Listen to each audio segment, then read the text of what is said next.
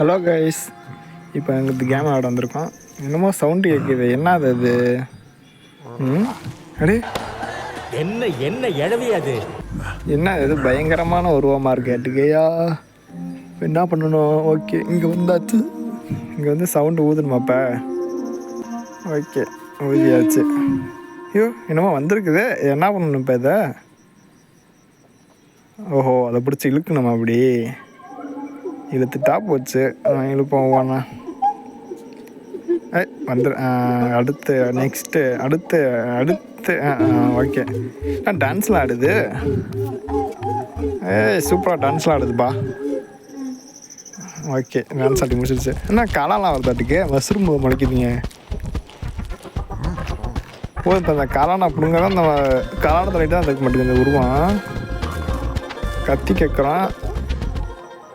பஸ்ஸில் சால்வ் பண்ணுமா திருப்பி?